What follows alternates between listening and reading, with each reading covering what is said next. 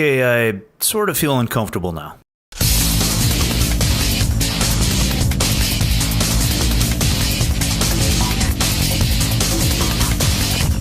As the first game in the much revered Devil May Cry series in over 5 years, and the first sequel to the main entries in over 10 years, Devil May Cry 5 has big shoes to fill. Fortunately for fans, Capcom continues their stellar run as of late, producing a sequel worthy of the Devil May Cry name, and perhaps the best in the entire series, due to its fast-paced and stylish action, and because of the game sticking to what Devil May Cry does best. Devil May Cry 5 sticks to its series traditions in having multiple main protagonists. Dante, of course, being one of the playable characters, Nero from Devil May Cry 4 being the second, and the newcomer, the mysterious and enigmatic V, being the third. The start of the game has you fighting a losing battle against an all-powerful evil named Urizen, in which all three heroes are handily beaten, and Dante's signature sword Rebellion is destroyed. It's then up to you to regroup, get stronger, and figure out how to defeat this ultimate evil. Also in keeping with Devil May Cry tradition, from the outset, this game oozes style. In everything from the cutscenes and gameplay to the story, the action is fast and frenzied. The game certainly doesn't give you a lot of time to breathe, which is a good thing, because the pacing, acquisition of new weapons, and the constant switching of characters in between many levels, each with their own very distinct and fun styles, keeps the game feeling fresh. As the first playable character in the game, Nero is easy to use, but also has a lot of depth as well. Due to circumstances which are later revealed, Nero's original Devil Breaker arm has been taken from him. As a result, you're given mechanical Devil Breakers that you can use and switch between, many of which that have different powers and abilities such as letting you dash around the environment, or slow down time for surrounding enemies. The catch is that these Devil Breakers can be destroyed either by being hit by an enemy while in use, or by using a powered up attack that each Devil Breaker has before it's broken. These Devil Breakers can be found throughout the levels, in which case you're forced to equip the one that you pick up, or they can be purchased from a quirky new character named Nico, who creates these Devil Breakers for Nero. What's your favorite Devil Breaker? I'll let you take a guess on my favorite. These different Devil Breakers let you master many different techniques for Nero, and because his combos are fairly easy to chain together, and he carries over the Exceed system from Devil May Cry 4 that allows you to make his attacks stronger, he's a great character to start as for old and new fans alike to learn the flow of the game. The brand new character V is definitely the most unique of the bunch. On his own, V has virtually no combat potential, instead relying on the power of familiars to do the fighting for him. Using Shadow the Panther for close range combat, Griffin for ranged attacks, and a large golem type creature called Nightmare when he activates his Devil Trigger. After causing enough damage, V then has to deal the finishing blow himself with his cane, finishing the enemy off for good.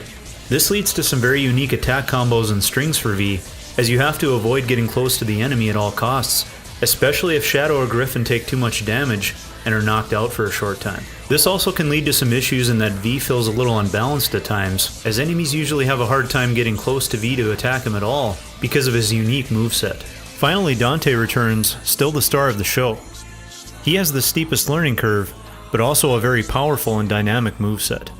As in Devil May Cry 4, you can switch his different styles on the fly from Gunslinger, Royal Guard, Swordmaster, or Trickster to suit your combat needs. Also returning are his familiar sword style, his pistols Ebony and Ivory, and the Coyote shotgun. Dante can also still use his Devil Trigger to replenish his health and make his attacks stronger. He also begins the game with Balrog, a martial arts style weapon which can be used to punch or kick your enemies, with a few other weapons returning from the past as well. But perhaps one of the most ridiculous and cool weapons that Dante has ever used, or any character in any game for that matter, is this.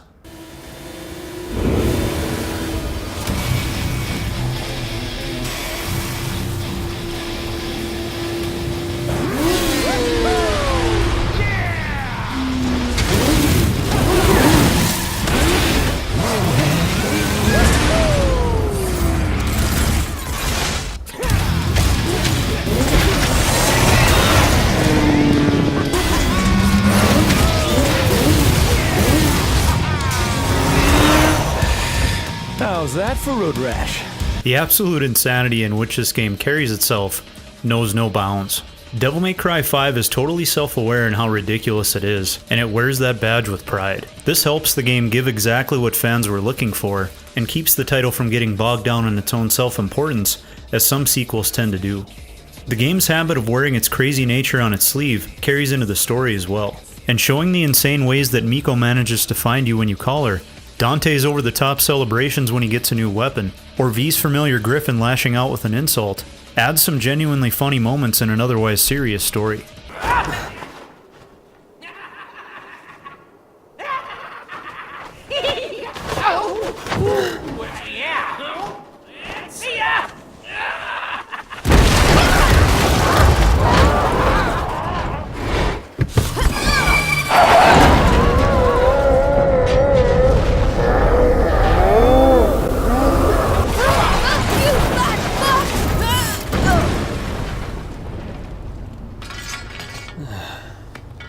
Impressive.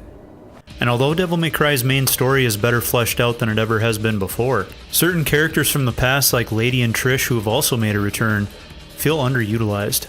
The scenes that they're in don't really amount to much, and whereas they once felt like very important and central characters, now seem like little more than sidekicks.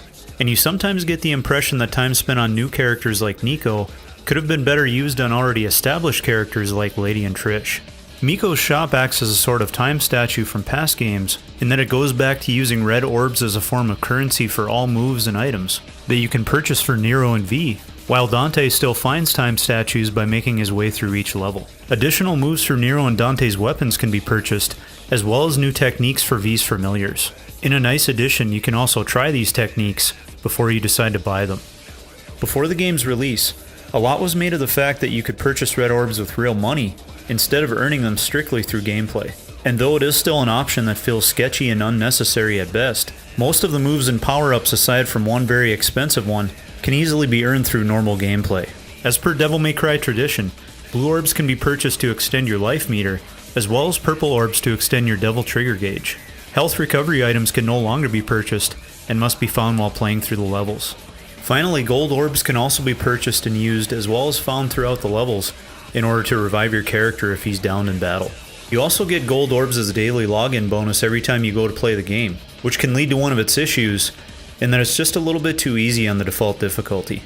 Performing stylish and varied combos in order to get the best ranking is still the name of the game here, but aside from a few select boss battles, the game doesn't really feel that difficult due to the sheer abundance of gold orbs that you're given. The amount of gold orbs that you use does affect your end level score, so by implementing a penalty, they do at least discourage you from using them. Finally, if you're connected online, you do have the option to rate other players, and if those players or yourself get enough stylish ratings, you earn even more gold orbs. However, this rating mode feels unnecessary, not only because of the already huge abundance of gold orbs in the game, but also because it doesn't really seem to add much to the experience other than adding some sort of simple online functionality. Using the Resident Evil engine, the same one that was used in Resident Evil 7 and the recently released Resident Evil 2 remake, Devil May Cry looks better than ever. Bosses and enemies look appropriately menacing, and the action is always buttery smooth, with very few graphical or frame rate issues. Environments look sharp and crisp, if a little lacking in variety, and character models look great. The overall style from past Devil May Cry games has changed, in that they go for a little more realistic look, instead of the anime style of past games. It still fits the game's gothic atmosphere well, as does the metal and punk style music, which ramps up appropriately during battles or more tense situations, and also has a nice mix of tracks from the past, as well as new ones. As mentioned previously, the environments don't have a lot of variety, but it's a small gripe in an otherwise stellar looking game.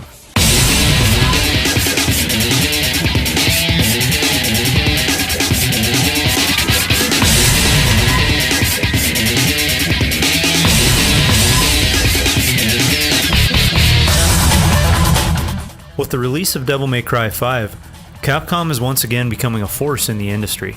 And by focusing on what makes Devil May Cry so great in the first place, they've once again managed to create another stellar sequel, which can join their long list of fantastic titles released over the last year. The action is stylish, fast, and furious, which when coupled with unique and interesting characters, a rewarding combat system, a planned Bloody Palace mode to further enjoy the combat, and a quirky brand of humor all its own, makes for a game that any action fan shouldn't miss out on. Quickly before I give you my score, if you'd like to learn more about the history of Devil May Cry, be sure to tune in next time where we'll be covering the history of Devil May Cry 1 through 5 and DMC.